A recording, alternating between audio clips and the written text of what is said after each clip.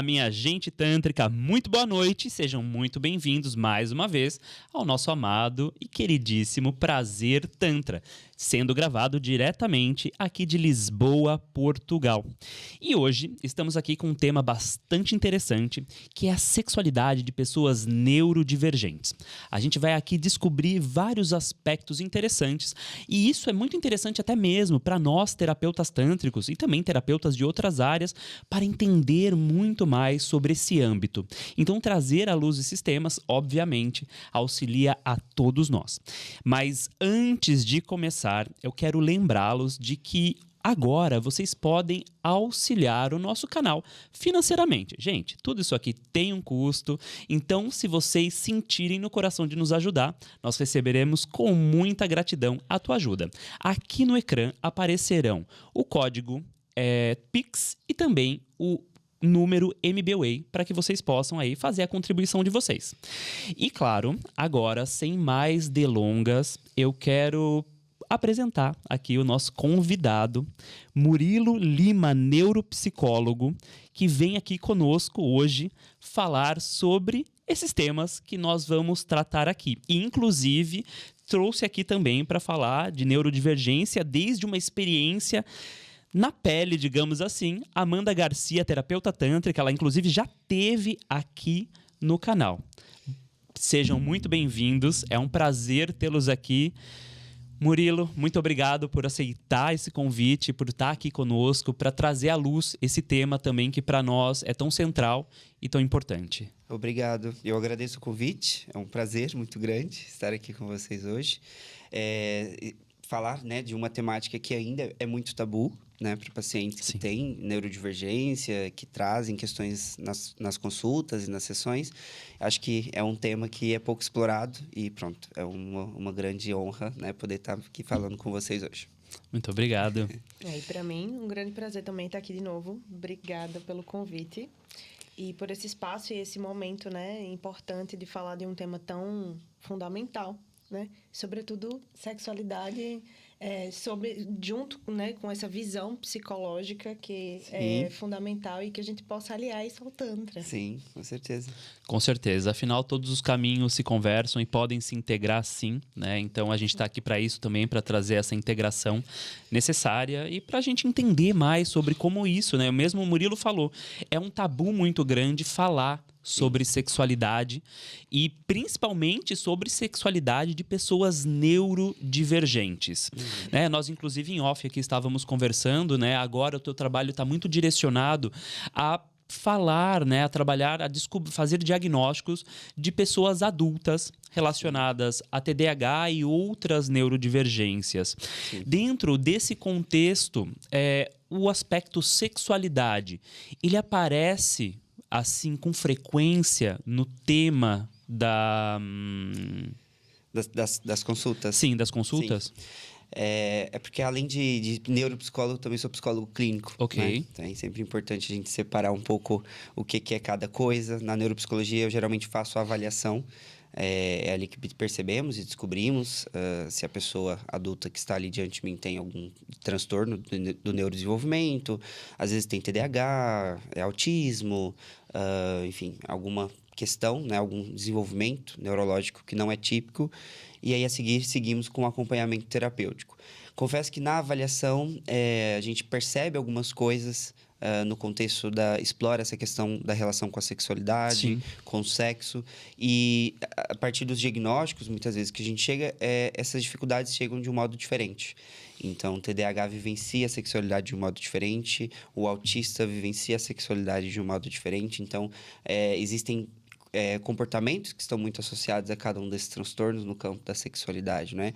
Mas que geralmente, muitas vezes, eles não são os mesmos, né? Então, cada um vem ali com a sua singularidade e, às vezes, até vários pacientes autistas que eu já avaliei, que eu intervenho também nas terapias, têm um perfil diferente, né? Então, às vezes, a dificuldade de um autista é uma outra dificuldade que um outro autista não tem no campo da sexualidade, das relações, enfim. Isso vai se mudando, mas é uma coisa que chega bastante, sim. Dentro do contexto, principalmente da neurodivergência, existem vários graus. E de acordo com esses vários graus, também existe dificuldades diferentes, né? E questões a se trabalharem relacionadas à sexualidade, certo? Sim, sim. Existem muitas coisas, assim, a gente trabalha, né? No caso do TDAH, por exemplo, é muito comum, né, o paciente com TDAH, especialmente se ele tem o subtipo ali mais misto ou hiperativo impulsivo, cometer atos mais impulsivos no campo da sexualidade, né? Ele está mais predisposto a vivenciar, por exemplo, experiências sexuais de risco. Sim. Ou sexo desprotegido, né? Então, são pessoas altamente dispostas a contrair, por exemplo, alguma infecção sexualmente transmissível. Então, isso vai caminha muito com a neurodivergência, né? E muitas vezes eles não associam, né? Mas o TDAH tem a ver com esse comportamento? Tem. Você naturalmente tem uma parte do teu cérebro que não opera dentro de uma forma típica e que acaba por te produzir comportamentos mais impulsivos, né? Isso tem a ver com controle inibitório, que muitas vezes nas avaliações eu percebo que está em déficit em alguns desses pacientes, né? Então, como é que você vê isso, Murilo? Então, por meio de testes psicológicos, enfim, a gente aplica e a gente consegue perceber um padrão cognitivo e aí, posteriormente, a gente consegue associar o comportamento com esse padrão cognitivo que a gente encontra na avaliação. Você diria que pessoas com TDAH têm dificuldade em colocar limites em relação ao seu próprio corpo? Eu diria que sim. E muitas vezes elas acabam, né, vindo para o acompanhamento, e é no acompanhamento que elas percebem essa necessidade, porque muitas delas não percebem que é necessário. Então, às vezes, é muito comum, por exemplo, o paciente chega e tem ali, né, a sua relação com o sexo e tudo mais. Recebo muitos pacientes gays com TDAH, Sim. Então eles acabam por entrar nos aplicativos e veio ontem um rapaz lá em casa, e eu falei assim, mas você conhecia esse rapaz? Não, eu conheci no aplicativo.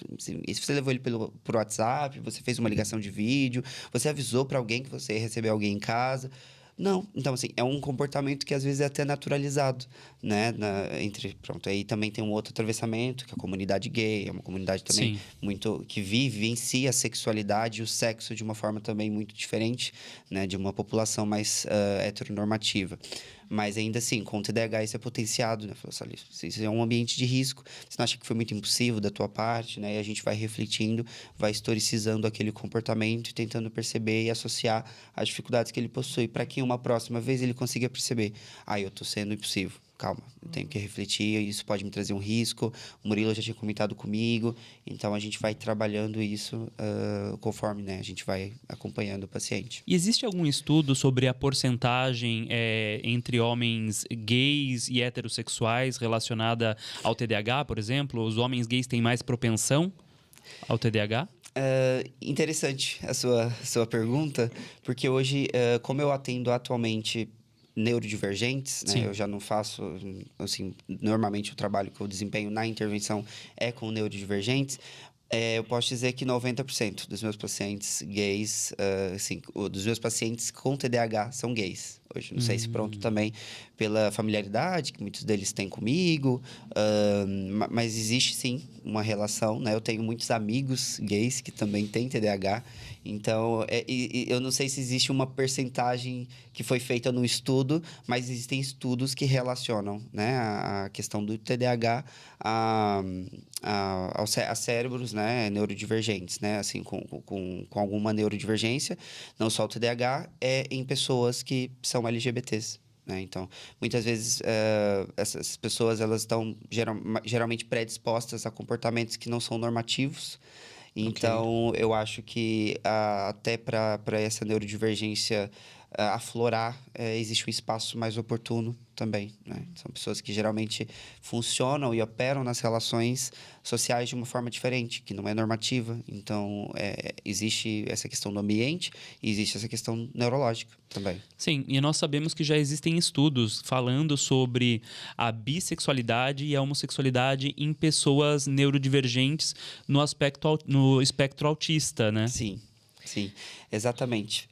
Quando a gente fala do autista, geralmente é uma pessoa que está menos predisposta a se adequar ou a sentir a necessidade em se adequar a normas sociais. E a gente sabe que a sexualidade é muito social, né? Então, Sim. a forma como a gente expressa a nossa sexualidade, e eu trabalho muito em sessão, mesmo com adultos que não têm autismo, né? A forma como eles vivenciam a relação com o sexo.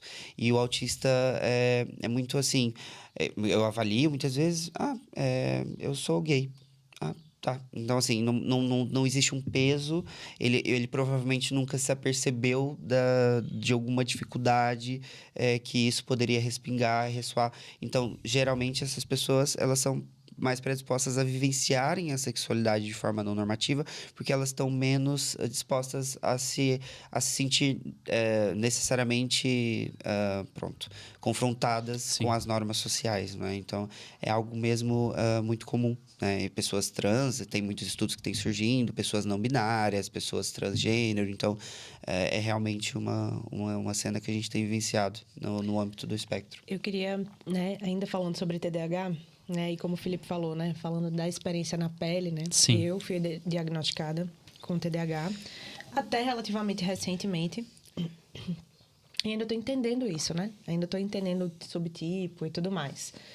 Mas, assim, de fato, muda completamente, né, a vida e o padrão de comportamento, a forma como a gente se relaciona com a vida, as estratégias que a gente cria para se relacionar, entendendo e tendo esse diagnóstico. Para mim, está sendo muito diferente, né, a minha relação com a minha sexualidade, de enxergar os meus impulsos, inclusive, né. E aí tem uma pergunta também que eu queria entender, né, sobre essa questão da impulsividade e da libido, porque eu acho que tem, se calhar, muita gente que fica pensando assim, mas eu sou muito sexual, né? Isso era uma coisa que eu dizia muito também. E aí hoje eu entendo que existe essa tendência, essa compulsividade, né, nas pessoas que são que têm TDAH, nem todas elas, certo? Mas existe. Eu queria entender um pouco, né, essa diferença das pessoas que dizem, sou muito sexual, e as pessoas que podem. Qual é a relação disso, assim? Entende? Não sei se eu fui claro o suficiente na minha pergunta. Sim, acho que sim. Eu vou tentar esclarecer Ok. e você me diz.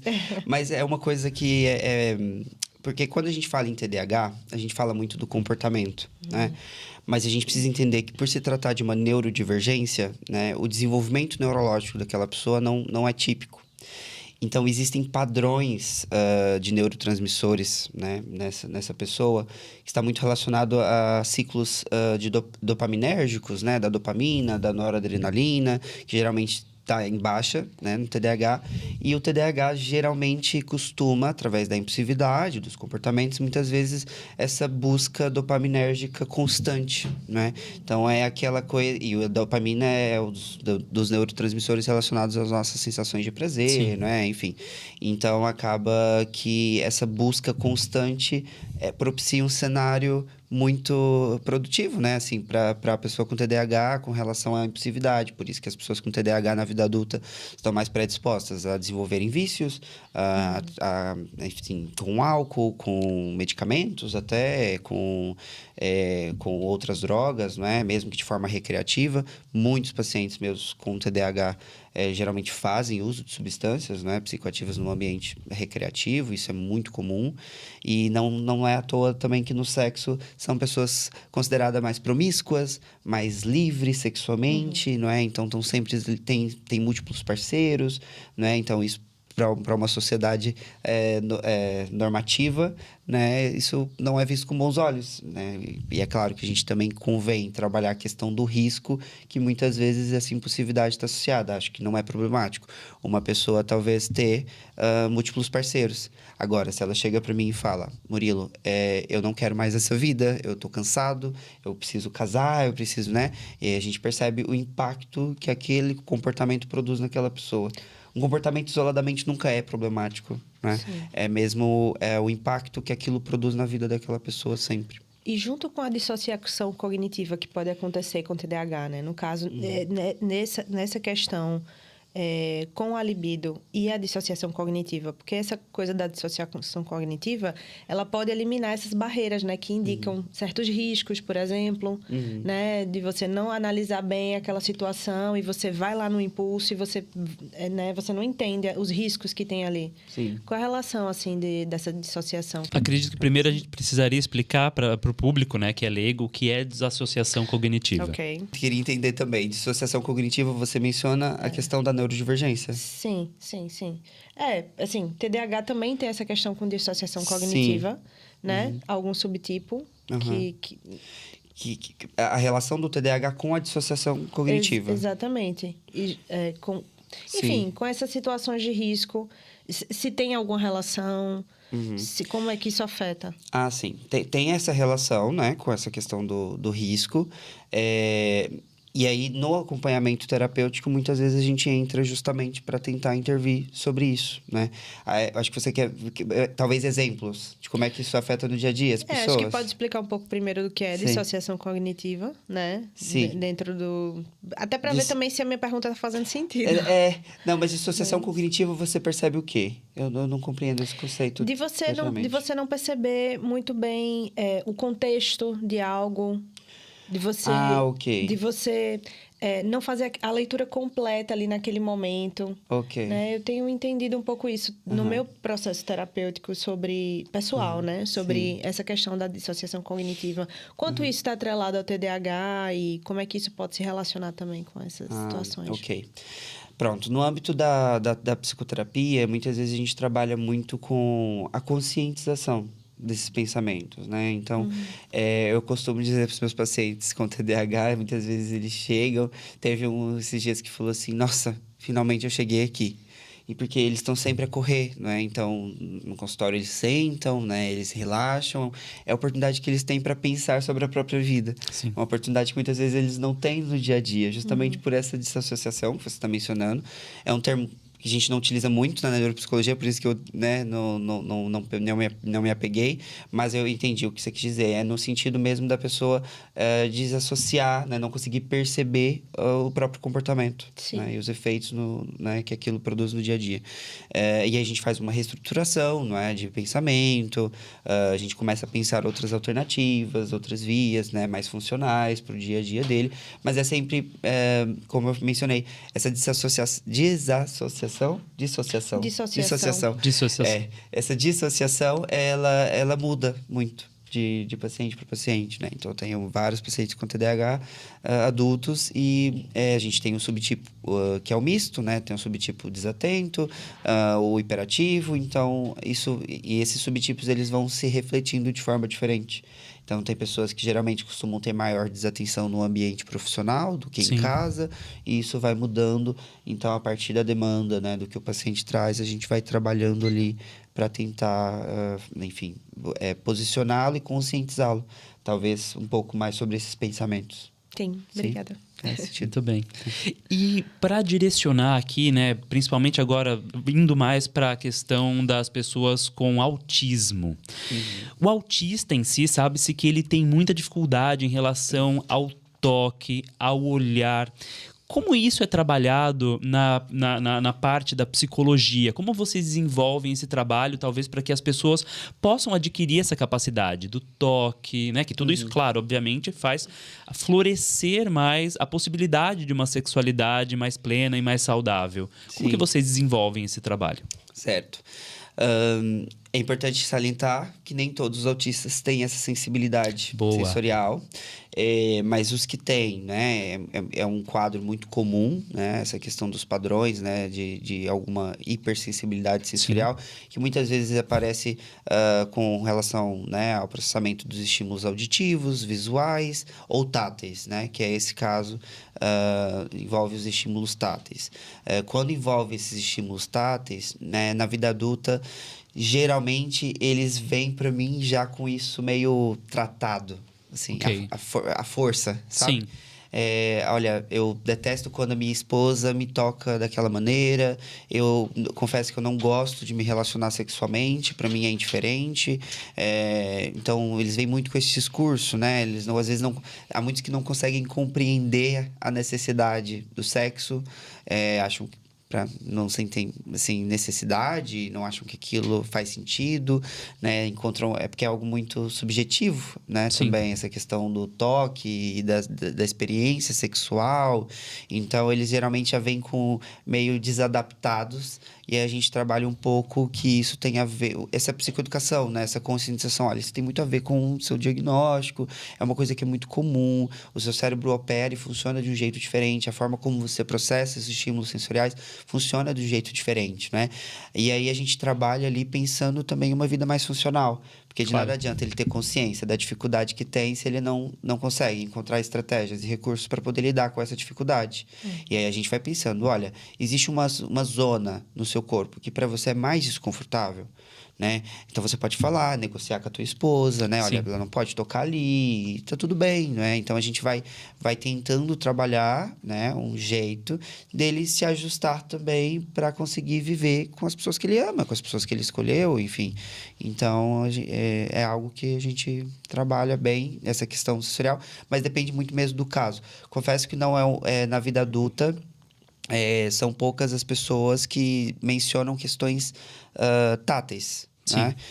Geralmente, pronto, pela experiência que eu tenho, muitas vezes eles têm muitas dificuldades com barulhos, né? Barulhos de ambulância, foguete, né? Fogos de artifício. Crianças, especialmente, têm muito visual, geralmente ficam fascinadas e procuram sempre estímulos visuais. Essa questão do estímulo mais tátil mesmo. Muitas vezes, eles, na verdade, não veem muito sentido no abraço, no beijo. Sim. Então, tem mais a ver com a cognição social, né? Da forma como eles interpretam a relação com o toque, do que necessariamente com o toque físico. Né? Muitas vezes é a interpretação que eles fazem do toque. Né? Por que essa pessoa está me abraçando? Por que essa pessoa está invadindo o meu corpo? Né? Então, assim, é uma coisa mais nesse sentido, né? Muitas vezes também. É mais um efeito da cognição social do que também da questão sensorial. Também isso acontece. Sim. E imagino também que deva existir uma certa dificuldade com consentimento. Eles têm dificuldade, principalmente as pessoas, né, com autismo. Com autismo, exato. Com autismo, elas têm dificuldade com consentimento, de expressar que elas não querem ser tocadas de certa forma. Como isso funciona? Na verdade, não. Elas não têm essa dificuldade. Elas, na verdade, trazem a queixa de que muitas vezes são sinceras demais. Ah, ok. E acabam por afastar os parceiros, né, sexuais. Então, é uma cena mesmo muito comum. Nossa, Murilo, e eu recebo, na verdade, eu tenho pacientes também que têm parceiros que são autistas.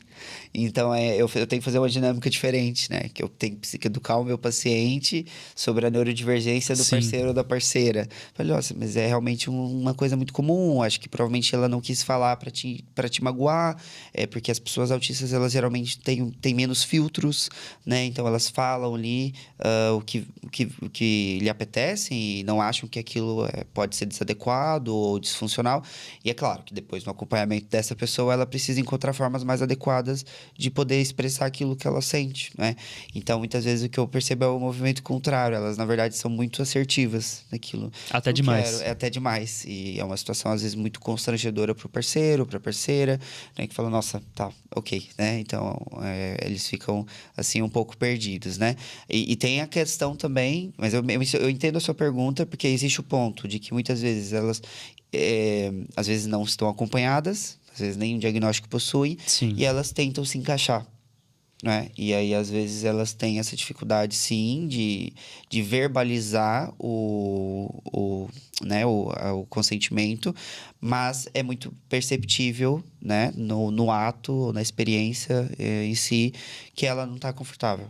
É muito difícil para uma pessoa autista, se você está com uma pessoa autista, é muito difícil você realmente não saber que ela não queria estar ali. Porque ela provavelmente, corporalmente, vai manifestar aquilo. Algum estranhamento, ela não vai conseguir mudar, né? Enfim, porque as expressões faciais já são muito neutras, né? Sim. Então, mas o corpo é um corpo que não vai receber a experiência. Então, é uma coisa que se percebe, né? Mas, claro, eu diria que essas pessoas, geralmente, elas não foram acompanhadas. Muitas vezes, elas tentam se encaixar e estão, provavelmente, em sofrimento. né? Porque não consentem e também acabam por não verbalizar isso. E isso é muito, muito desconfortável e é desprazeroso, é contraproducente. Com certeza. E dentro desse contexto ainda, com pessoas com TDAH, como funciona a questão do consentimento sexual? Falar sobre TDAH, eu sou TDAH também, né? Um psicólogo que trabalha com neurodivergências, neurodivergente. Boa. Mas assim, a ideia do consentimento para um TDAH, vamos pensar aqui, geralmente são pessoas que não têm falhas ou déficits nessa cognição social. Ou seja, a gente não tem essa dificuldade, muitas vezes, de ajustar o consentimento, né? O que pode acontecer, muitas vezes, às vezes, a gente não pensar que a gente precisa consentir. Sim. Pronto.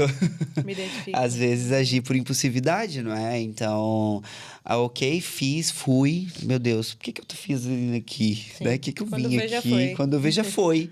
Né? Então, eu acho que a dificuldade não está no consentir. Eu acho que ele é prévio até, né? A dificuldade em identificar essa necessidade. Muitas vezes, especialmente no hiperativo, né? No impulsivo. Pronto, o desatento passou batido, né? Nem percebeu aquela pergunta, né? Nem sacou que também tinha que consentir. Então, se dá muito dessa forma, né? E agora, é claro que quando a pessoa está em terapia, está em acompanhamento, Sim, que é muito ela já importante. desenvolveu recursos e estratégias, aí ela com certeza vai ponderar, né? E vai verbalizar, né? Olha, eu não acho que faça sentido, né? Não tô afim, né? Então, assim, a gente pode ir conversando, né? Depois a gente combina, sabe? Então, isso fica mais ajustado. Mas Sim. não é uma dificuldade oriunda desse comprometimento, muitas vezes, do autista, que é realmente nessa capacidade de compreender pistas sociais e perceber que existem falas que podem ser desadequadas ou podem soar agressivas. Não, é uma coisa diferente, né? Um comportamento muitas vezes diferente. Sim. Sim. E falando ainda, obviamente, agora sobre TDAH. Quais são os principais pontos que você tem notado, claro, através da tua experiência empírica também, que são pontos de dificuldade no momento de se relacionar afetivamente e sexualmente? No TDAH? Sim, no TDAH. Bem, eu posso dizer que, assim, talvez as maiores dificuldades estejam com relação à fidelidade. Pessoas com TDAH geralmente têm muitas dificuldades em ser fiéis, né? Quando vê, já foi. Quando vê, já fez, né? Então, são pessoas muito impulsivas, muito entregues a essa busca dopaminérgica constante, né? E muitas vezes, é claro, a gente vive numa sociedade muito heteronormativa, existe um modelo Claro. de monogamia que a sociedade ainda, né, preconiza e as pessoas vivenciam e reproduzem isso. Casais LGBTs, né, homoafetivos, casais heteroafetivos, enfim. Eu percebo que é uma dificuldade, muitas vezes, né? Nessa questão do conter os impulsos, né? De não trair, né? De não ceder para um prazer fácil, para uma pessoa que ele acabou de conhecer ou que ficou envolvido. E é claro que tem muita coisa da personalidade, né? Claro. Então, não vamos por aí, né? Não Ai, é só o meu TDAH. marido tem TDAH TDAH. também É? que tem essa dificuldade nesse nível. Sim, sim. Não, assim, isso não vira uma justificativa, né? Então, todo mundo aqui com TDAH vai assistir e falar, olha, o neuropsicólogo foi lá no podcast, Prazer Tantra, falou que eu traio porque eu tenho TDAH. Não, pera lá, não é? Então, assim, existem muitas coisas associadas à personalidade. Com certeza. Como é que se formou o padrão, né, que essa pessoa tem, por exemplo, essa construção de fidelidade, o que isso significa para ela, como é que foi o ambiente na família dela, como é que ela via o pai e a mãe, né? Como é que foram os modelos da vida dela. Então, tem muito da personalidade também. E a gente tenta desassociar, não é? Mas a gente percebe que existe algo da impulsividade e ele precisa se conscientizar. Olha, você é mais vulnerável a isso. Né? Então, mas eu não queria ser, mas você é. Seu desenvolvimento neurológico te traz um controle inibitório mais baixo do que seria esperado para a sua idade e nível de desenvolvimento, você tem que ter mais cuidados. Né? Então, às vezes isso acontece. Já recebo também queixas, né, de pacientes com TDAH que se esquecem datas. de casamento, aniversário de namoro. Então, isso compromete também a relação, né? Isso produz algum impacto também, porque as pessoas muitas vezes elas não entendem, e pronto, especialmente quando é mulher, né? Eu recebo isso muito de pacientes, homens cis heterossexuais. Nossa, esqueci. Então, as mulheres ficam mesmo muito possuídas, assim, ficam muito chateadas e aquela coisa. Eu falo, olha, e a gente desenvolve estratégia, né? Eu ensino, né, os meus pacientes a usarem lembrete, usarem agenda. Eu tenho todo um treinamento, muitas vezes, que eu faço de estratégias e recursos para eles conseguirem se adequar àquilo que é esperado, né? Porque muitas vezes é uma dificuldade nessa organização, nessa gestão do tempo, dessa percepção. O tempo está sempre a correr, então é muito comum, às vezes, o TDAH esquecer aniversário da mãe. É uma coisa, pá, que isso acontece, não é? Mas isso, pronto, isso chateia as pessoas que estão do outro lado e ele não quer chatear as outras pessoas. Então, ele vai tentar ali encontrar alguns recursos, algumas estratégias para poder sanar essas dificuldades. Eu diria que são essas, assim, queixas muitas vezes que surgem, assim, no âmbito do consultório. Estou tentando aqui pensar mais algumas outras, mas é o que mais surge, assim, questões relacionadas ao sexo. Eu tenho uma amiga de infância, assim, inclusive beijo pra você, Ju, se você estiver vendo.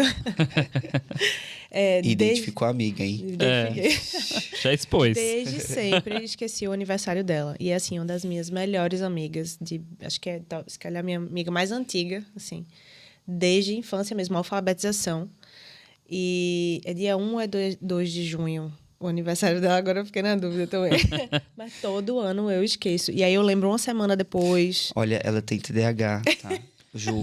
Ela é diagnosticada. Perdoa ela tem um diagnóstico. Ela esqueceu a sua data de aniversário, mas ela vai anotar um lembrete, assim, a seguir a esse podcast. Eu esqueço do lembrete pra todo ano. Mas eu vou melhorar, Ju. Eu prometo. Todo ano eu digo isso. Mas é isso. Às vezes é muito complexo. Nós, né, somos neurodivergentes. Eu sou disléxico também. Então, aqui temos 3 pessoas com neurodivergência. E na maioria das vezes as pessoas têm essa dificuldade em compreender realmente que haverão questões diferentes, como essa, por exemplo, que é tão simples, mas que muitas pessoas se sentem muito ofendidas. Ah, não lembrou do meu aniversário, né? E isso, claro, vai gerando... Inclusive, eu acredito que pessoas que se relacionam com pessoas neurodivergentes talvez precisariam também passar por um acompanhamento, por um entendimento, uma compreensão maior do que é a neurodivergência. Você, no teu trabalho, né, com pessoas neurodivergentes, você muitas vezes fala também com o companheiro dessa pessoa, se assim for necessário? Falo, não só falo, como avalio. Ah, boa, me conta. Eu agora mesmo, nesse momento, essa semana, eu fiz uma entrevista inicial, uma anamnese de uma avaliação que eu estou realizando, do marido, né, do namorado, de um paciente meu com TDAH. E pronto, e aí esse paciente está comigo há quase 1 ano, já em acompanhamento terapêutico. Ele veio de uma avaliação com queixas relacionadas à dificuldade de se organizar no trabalho, estava sempre muito estressado, pronto, né? Na altura do ano passado, fechamos aí o diagnóstico de TDAH, ele já está em acompanhamento psiquiátrico, já faz uso de algumas medicações, melhorou, realmente teve uma melhoria brutal, mas nos últimos meses tem trazido algumas questões relacionadas ao relacionamento. E aí eu falei assim, nossa, olha, eu acho que o teu parceiro provavelmente é autista. Então, a gente foi falando, porque imagina um TDAH e um autista namorando. Nossa. Né? Então, ele traz muito... Ai, Murilo, eu tenho muita dificuldade. Quando ele se frustra com uma coisa, ele fica muito... Ele fica falando sobre aquilo o tempo todo. E quando ele tá falando, eu já não tô mais prestando atenção, né? Eu falo assim, olha, você precisa falar para ele que o seu TDAH tende a essa distração. Né? Sim. E o autista, ele é muito rígido e ele tem essa dificuldade em flexibilizar e mudar o assunto. Ele remói, ele tem uma tendência à ruminação. Sim. Né? E aí, isso para um TDAH é, assim, muito esquisito, né? Porque, pronto, acaba que ele quer mudar, né, de assunto, já aquilo já deu, já resolveu, ou se não resolveu, não vai resolver, não interessa, e é uma coisa que é muito difícil. E aí eu tô fazendo a avaliação agora desse parceiro dele, não acompanho em terapia e não vou acompanhá-lo, porque eu não tenho o procedimento, não. No meu trabalho, eu geralmente não gosto de atender mais do que uma pessoa do membro familiar, né, ou do núcleo familiar. Mas pronto, provavelmente vai fechar um diagnóstico e eu vou encaminhá-lo para acompanhamento terapêutico, porque há muita coisa que ele precisa fazer também para poder ajustar-se no meio do ambiente. E ele só aceitou fazer a avaliação, né, por insistência do parceiro, porque percebe o impacto que isso está produzindo no relacionamento e pronto, no contexto do trabalho, nos objetivos, enfim. Pessoas autistas, elas têm muitas vezes essa dificuldade em pensar objetivos de longo prazo. Tipo, o que você quer fazer daqui a 10 anos? Não sei nem o que eu vou fazer daqui a 1 hora, né? Então, os autistas, eles têm muito isso, essa dificuldade, né, do responsabilizar-se. E muitas vezes o acompanhamento, ele surge para isso. Porque as pessoas, elas precisam se responsabilizar, elas são adultas, né? Claro. O mundo, senão o mundo engole elas, né? É verdade.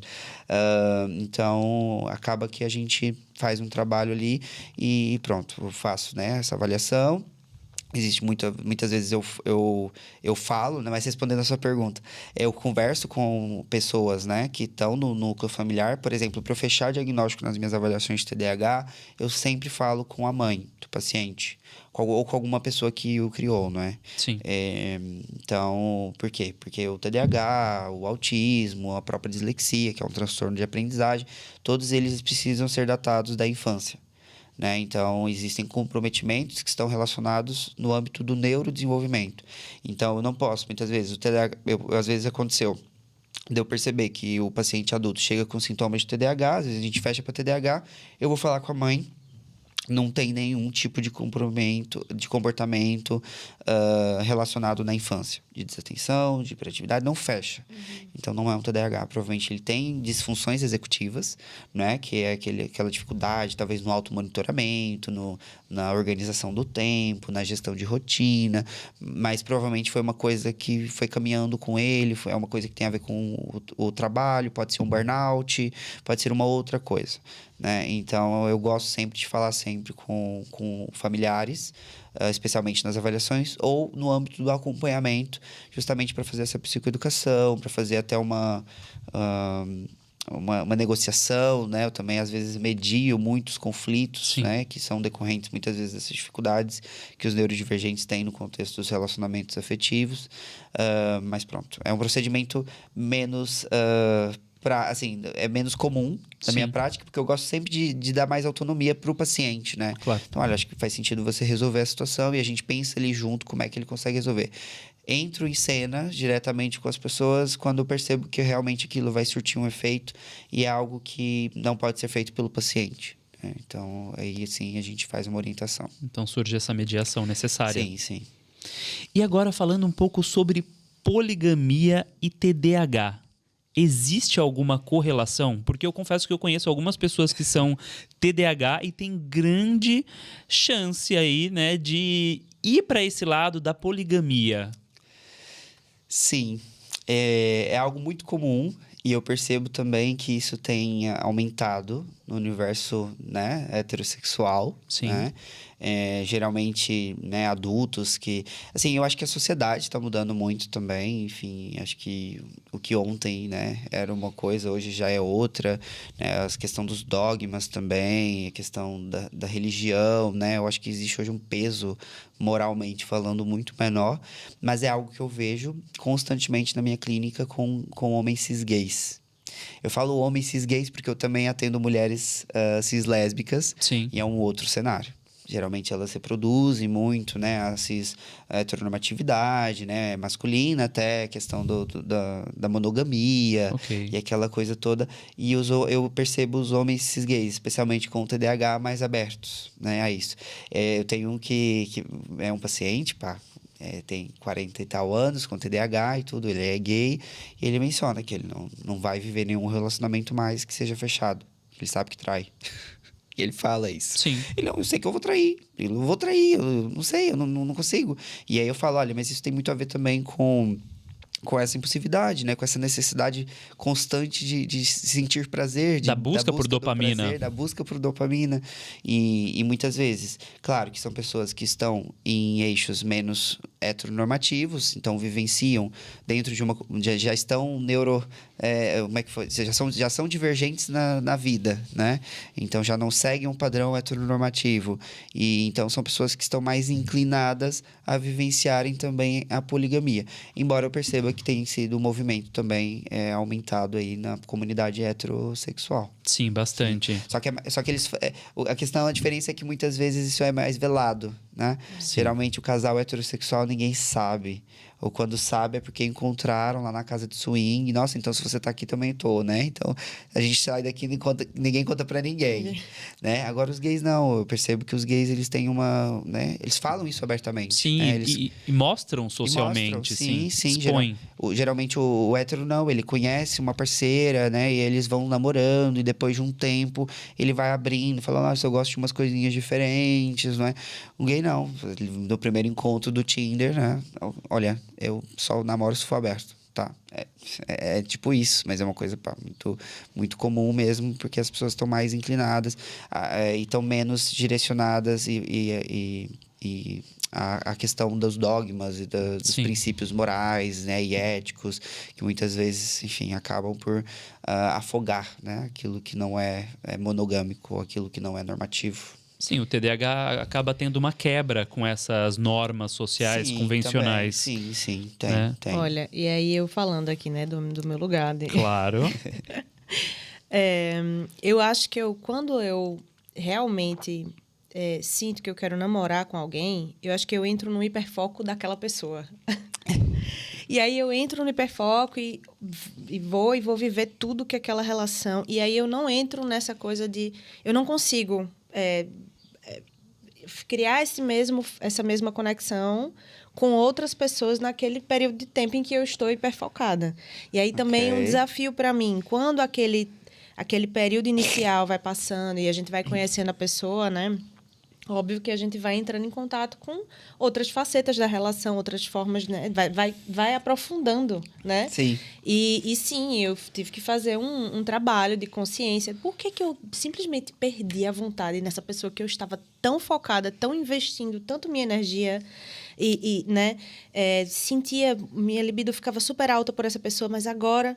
Não, e aí precisei fazer esse trabalho consciente de dizer, peraí, mas por quê? É por causa desse hiperfoco. Sim. Né? Na verdade, isso tem muito a ver com essa busca constante da novidade, né? Sim. Então, por exemplo, os pacientes com TDAH falam que no trabalho, na rotina profissional do dia a dia, Murilo, eu detesto atividades repetitivas, eu detesto essas atividades mais burocráticas, tudo aquilo que, né, é chato, cai na rotina, a gente não quer fazer, né? Então, isso tem muito a ver também quando a gente conhece pessoas. A gente fica muito empolgado com a ideia de conhecer essa outra pessoa. E às vezes, né, tem um beijo interessante, foi uma experiência sexual marcante, etc. E aí depois, né, aquele brilho se some. É por isso que com muitos pacientes com TDAH, eu trabalho muito essa questão do controle do imediatismo, né? Porque eu sempre falo, olha, você tá gostando muito dessa pessoa, eu acho que você já quer muito se relacionar sexualmente com ela, mas existe uma probabilidade muito grande que você possa enjoar dela depois que vocês transarem. O que você acha de você sair mais um pouco, de você experimentar essa novidade de outras formas, né? Porque muitas vezes é isso, está muito relacionado ao sexo também. Sim. Né? E tive um auge ali, um êxtase, né? Um momento com essa pessoa e pá, já foi. Já passou. Então, às vezes a gente tenta, né, fazer esse trabalho. Justamente, eu não acho que é bem o hiperfoco. Por isso que eu falo, acho que tem a ver com essa busca constante pela novidade, né? Sim. E acaba que, pronto, isso vai produzindo muitos cenários que são desproporcionais ou são desadequados, né? Então, há muitos pacientes que sofrem com isso. O que não sofre tá tudo bem, né? Em algum momento, provavelmente, ele vai perceber que isso não é funcional, né? Porque se você sai de pessoa em pessoa, Sim. não consegue fixar com uma pessoa e você vai fazer sempre isso e achar, né? Não, em algum momento isso vai pesar, falar, não, acho que não faz sentido essa vida que eu tô levando. Então, a gente vai trabalhando ali para ele conseguir conscientizar dessa dificuldade, desse comportamento, para que ele consiga desenvolver, né, recursos mais funcionais. E acho até Sim. interessante a gente trazer assim, até um contexto de Tantra, né? Com relação a isso. Claro. Nessa questão da gente se conectar com a pessoa para além daquele estímulo sexual, né? Esse sexo de consumo rápido que a gente tem hoje em dia, até é muito estimulado pelos aplicativos, né? Então a gente vê aquilo, a gente quer, a gente consome aquilo, que é completamente capitalista, né? Sim. Sim. Isso, e aí você descarta a pessoa, né? Riscou da lista, pronto. Todo mundo faz isso, né?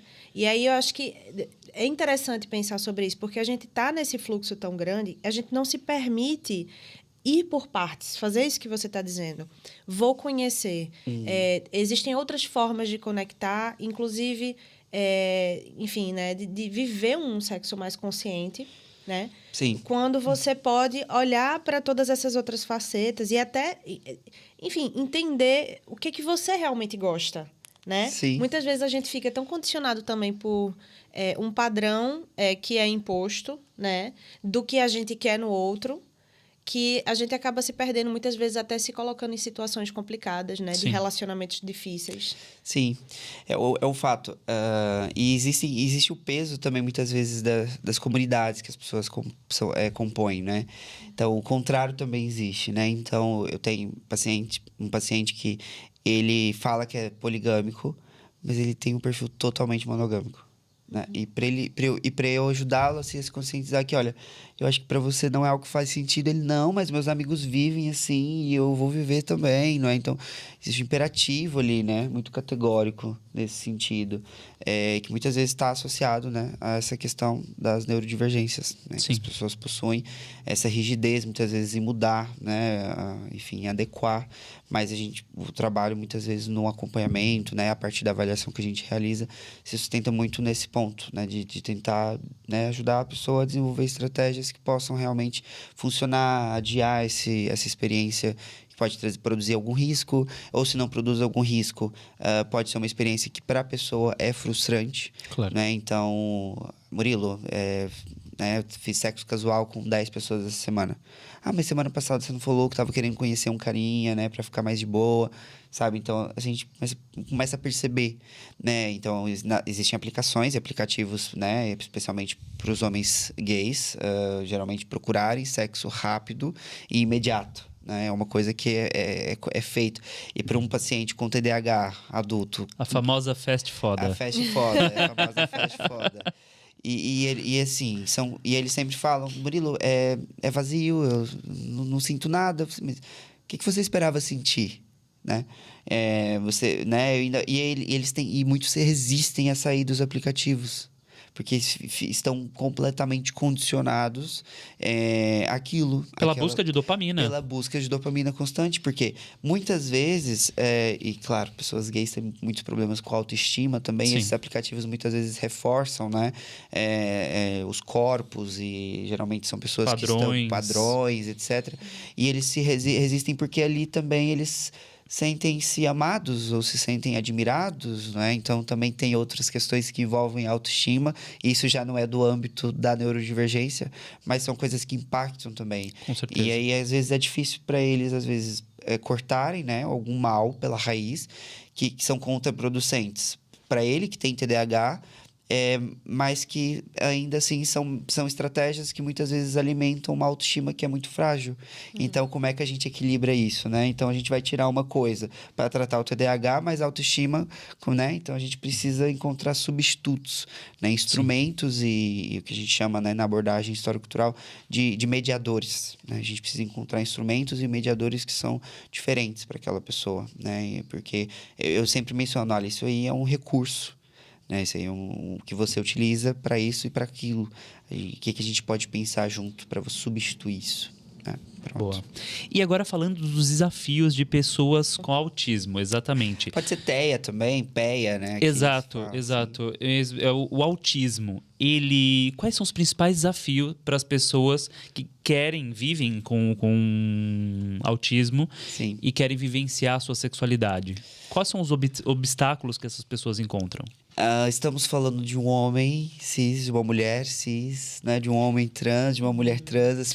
Isso muda. tudo vai Muda no com meio. bastante. Eu pergunto justamente porque isso muda. Sim. Né? São desafios diferentes, eu posso mencionar todos. Sim, Claro. adoraria saber também. Eu só fiz uma pergunta retórica, tá? Só pra Claro, poder com certeza. complementar. Mas existe um padrão, assim, que poderíamos falar que transcende homens. todos os aspectos em homens, por exemplo? Em homens é muito comum, especialmente os mais jovens, que ainda não estão ainda muito adaptados. Ok. Na faixa de 20 e tal anos, terem imensa dificuldade para terem dates. Porque geralmente eles têm imensa dificuldade com essa parte da comunicação e da interação social. Muitos deles não. Claro que eu não estou falando daquele autista que tem imensa dificuldade de perceber e de se sentir interessado, né, na interação, né?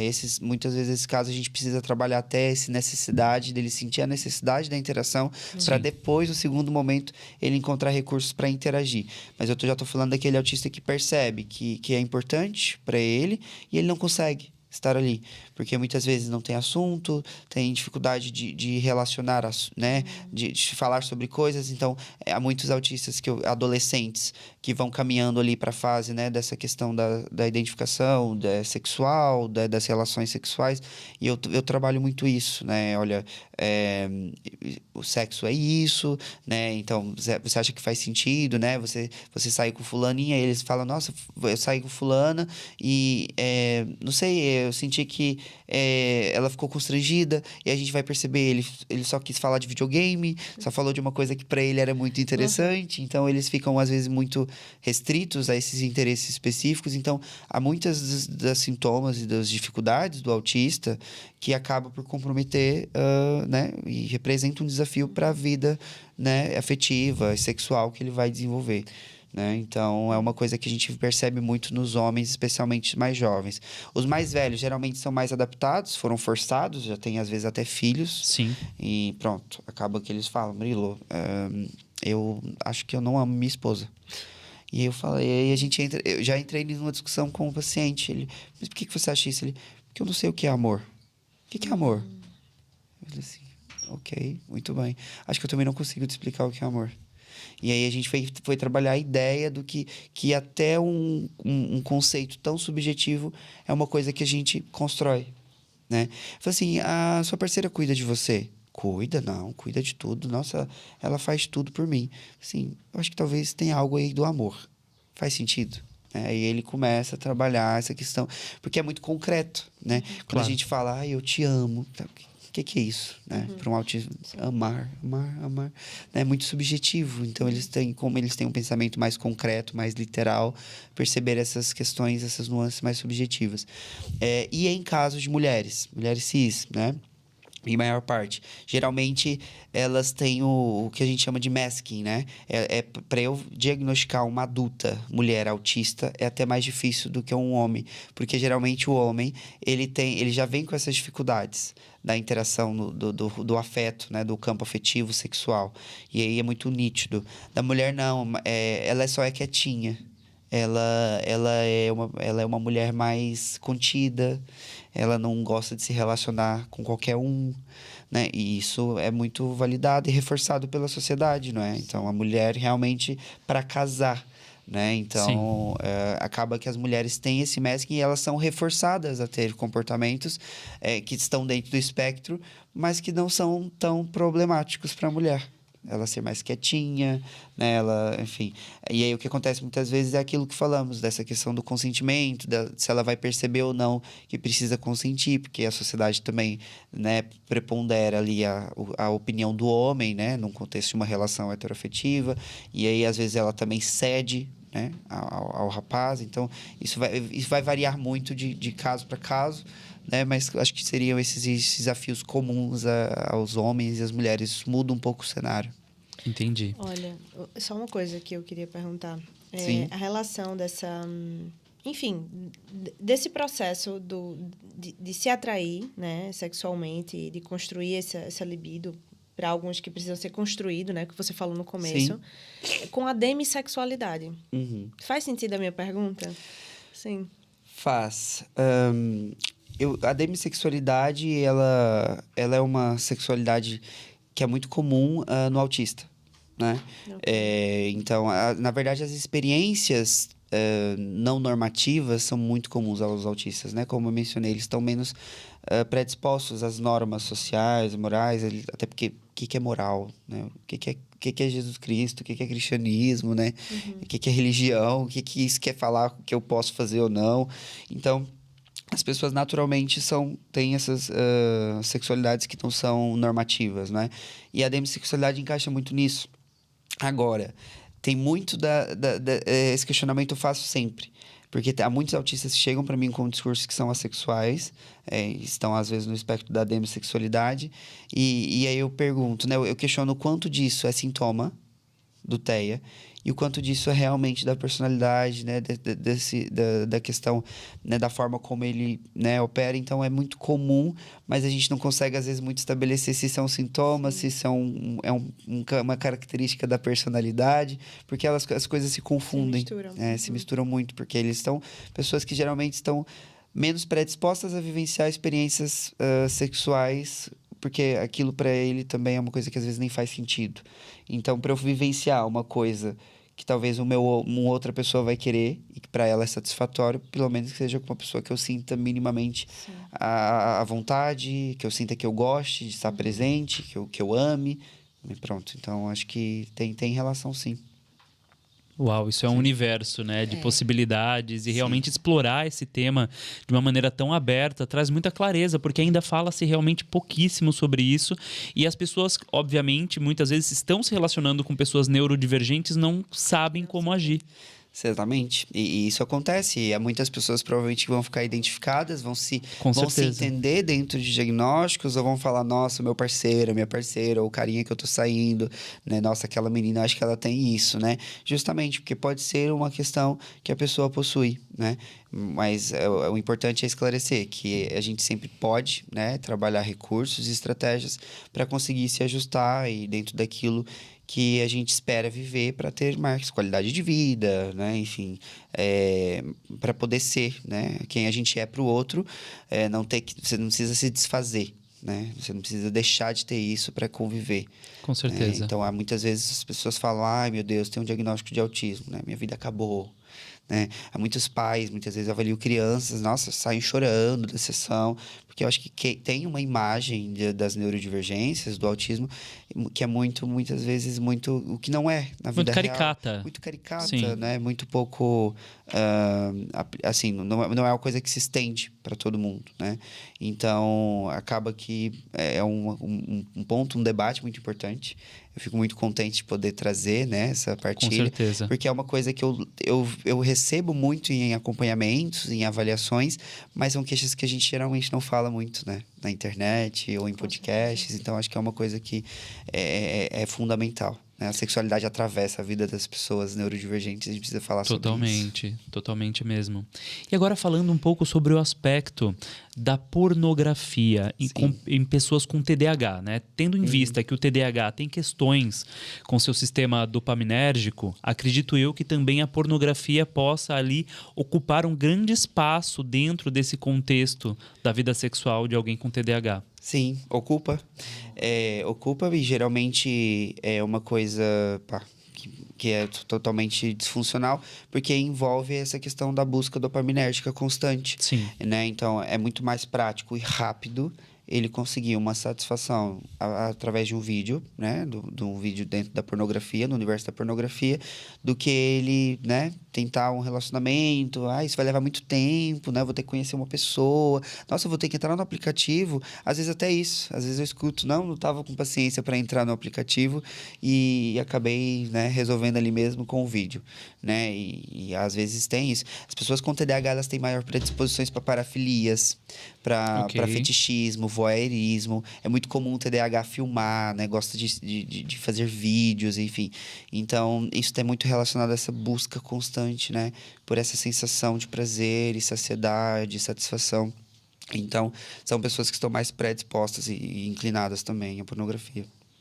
Olha, realmente, e é uma questão, né, que todos nós estamos aí, digamos que, imersos, né, nessa visão pornográfica sobre a sexualidade. Sim. E acredito que, realmente, em pessoas com neurodivergência, isso tem um impacto mais profundo. Sim. Ao mesmo tempo, agora, mudando um pouco de assunto, a gente já está quase chegando ao fim. Eu acho que era interessante também perguntar alguma coisa sobre bipolaridade.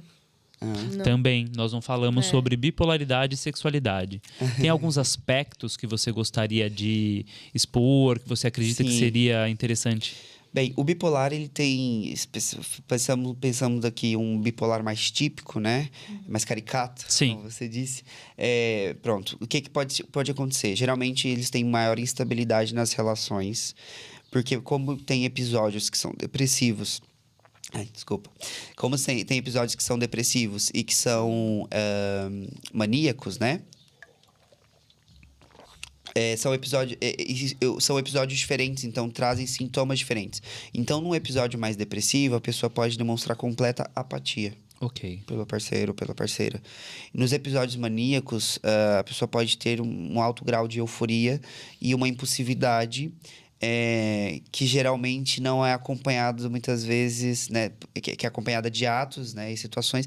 Muitas vezes a pessoa não se culpa, porque ela está num episódio de muita euforia, né, ela é o centro do mundo, né, então ela se percebe dessa forma. Então é uma impulsividade um pouco diferente do TDAH. O TDAH geralmente ele faz, mas ele percebe que, opa, não deveria ter feito.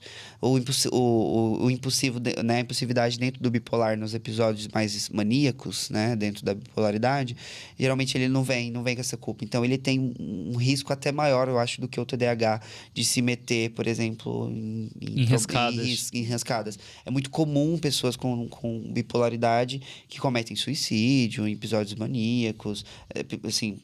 Não é que cometem suicídio, mas fazem comportamentos que acabam por tirar a vida. Claro. Então, é uma coisa que às vezes a gente vê, a gente percebe, e isso pode produzir, sim, algum problema. As pessoas com bipolaridade têm casamentos geralmente muito mais frustrados, porque as pessoas geralmente não estão habituadas a lidar com pessoas com bipolaridade. É mesmo muito complexo. Né? Então, como é que a minha parceira ontem estava fazendo 1001 planos e hoje ela não quer sair da cama? Tá um poço de tristeza. Então, como é que é isso, né? É claro, eu tô falando aqui de um bipolar que não tá tratado, que não foi avaliado, né? Claro que os bipolares, né, avaliados, tratados, acompanhados, que fazem acompanhamento com psiquiatra, com psicólogo, têm vidas funcionais, muito normativas, sim. Tô falando de um bipolar mesmo que não é tratado.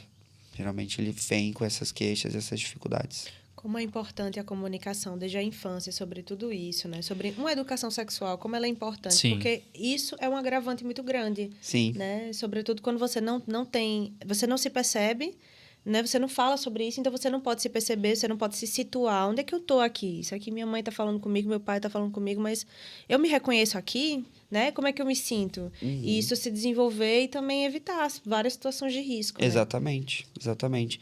Acho que o mais importante é isso, né? Eu sempre falo para os meus pacientes que me procuram, o mais importante do que qualquer diagnóstico é a gente tentar perceber o que a gente consegue fazer com aquilo. Né? Então, o paciente chega, eu acho que eu tenho TDAH, tá? Mas onde é que isso interfere na tua vida? Por que você acha isso? Quais são as dificuldades que você sente? Então, se a gente chegar a um diagnóstico, isso vai te ajudar ou não? Né? Às vezes vai ser só uma justificativa para você falar de comportamentos que, na verdade, não estão no diagnóstico propriamente dito. É mais uma questão de personalidade. Isso, às vezes é uma questão mais de personalidade. Então, às vezes, não. Nossa, realmente, essa pessoa tem imensas dificuldades, ela tem um diagnóstico, ela vai se beneficiar da psicoterapia, ela vai se beneficiar da psiquiatria, né? Ela vai precisar iniciar alguma medicação, provavelmente. Então, é por isso que a gente muitas vezes chega, né? Ao diagnóstico, muitas vezes, porque para que a pessoa tenha acesso ao mínimo, né? Com certeza. Acesso ao mínimo. É necessário realmente olhar para todas as questões para que a pessoa possa ter qualidade de vida. Todos nós queremos ter mais qualidade de vida. E falando em qualidade de vida, eu gostaria de saber rapidamente, Amanda, como você sente que o Tantra auxiliou no teu processo com o TDAH? Olha, essa questão com o consentimento, essa questão com a percepção, enfim... da busca por esse estímulo, da busca pela dopamina, isso para mim foi muito importante, né? essa curiosidade, né? Essa impulsividade mesmo que tem por causa da busca da dopamina, né? Isso realmente me levou a ter algumas situações desagradáveis, né? Beirando o risco. E, assim, se eu tivesse tido uma comunicação, né? Como a gente se propõe, que isso se relaciona com o Tantra, porque com o Tantra a gente tem essa abertura para olhar para tudo que a gente sente, olhar para as nossas emoções, os nossos impulsos, sem reprimir, sem recriminar, né? Então, o que eu poderia ser taxada para pessoas, né? Enfim, numa sociedade repressora, complicadíssimo, né? Essa questão de ser... como é que eu posso dizer? A palavra que você utilizou... promiscuidade, né? Ser uma pessoa promíscua, porque tenho desejos, porque tenho impulsos, né? Mas, na verdade, entender, trazer essa consciência, perceber que a minha ansiedade, a minha impulsividade, ela está condicionada aos meus fatores hormonais, né? E que eu não preciso seguir esse impulso que eu acho que está relacionado àquilo, né? Então, você ter esse momento meditativo com você perceber que o seu corpo ele vai dar indicações de coisas que, se calhar, não necessariamente eu preciso fazer aquilo, porque eu não sou a minha mente, né? Então, você ter essa